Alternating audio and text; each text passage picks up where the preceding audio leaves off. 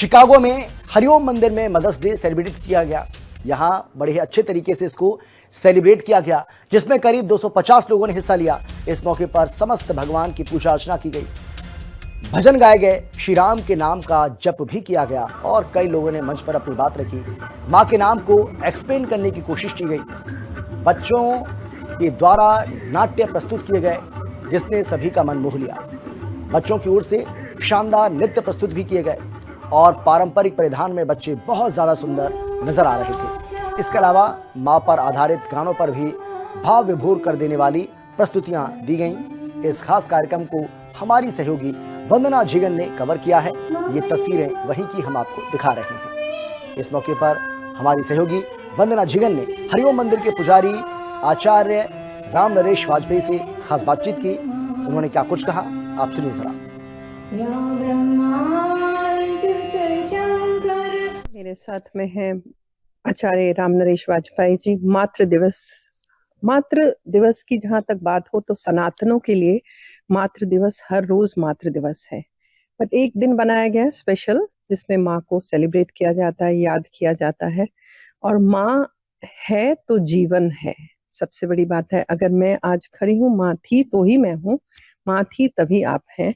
और आज की जनरेशन को क्योंकि रिमाइंड कराना पड़ता है, इसलिए यहाँ हम हैं। भारत में भी अब तो बहुत जोर शोर से मनाया जाता है, बट हम हैं हरिओम मंदिर शिकागो में। तो आचार्य जी, माँ एक जैसे ही शब्द आता है, वो कोई कह रहा था ना कि जैसे ही दर्द होती है तो मुंह से एकदम निकलता है माँ है। माँ तब जाती है जब आप इस दुनिया से जाते हैं। तो मैं चाहती हूँ कि दर्शकों को हिंदी खबर के थोड़ा सा आप बताएं माँ शक्ति के बारे में। शास्त्र हमारा बहुत अच्छी बात कहता है और वास्तव में आपने बहुत अच्छा प्रश्न किया है। मातृ दिवस, वैसे तो माँ का हर दिन माँ का ही है। इस शरीर के अंदर जितनी श्वास निकलती हैं माँ के नाम से निकलती हैं। और मातृ दिवस कहा गया, नास्ति गंगा समम तीर्थ नास्ति मातृ समम गुरु हो। सबसे पहला अक्षर अगर कोई सिखाता है तो माँ सिखाती है। माँ ही बताती है, बेटा ये तेरे पिता हैं। माँ के अलावा कौन बताएगा कि ये तेरे पिता हैं? माँ ही है सबसे पहला शब्द।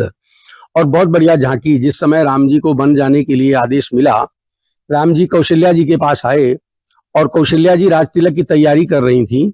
तो जब राम जी ने सारी घटना बताई तो कौशल्या जी ने कहा, नहीं, जो केवल पितु आयसु ताता, अगर तुम्हारे पिता का ही आदेश है तो पिता के आदेश से लक्ष्य गुना माँ का आदेश है। तो मैं मना करती हूँ कि तुमको वन नहीं जाना, जो केवल पितु आयसु ताता। पर राम जी कहते नहीं, जननी सम्मत, जननी की भी सम्मति है। तो कौशल्या जी कुछ नहीं बोली। क्योंकि पता है माँ का अधिकार पिता से ज्यादा है। तो हमें आदर्श राम जी ने दिया, नास्ति मातृ समम गुरु। जैसे मातृ देवो भवा, इस संसार में लोग भगवान की पूजा करते हैं, लेकिन भगवान ने क्या दिखाया कि भगवान ने साष्टांग दंडवत प्रणाम अपने माता पिता को करते हैं। क्यों?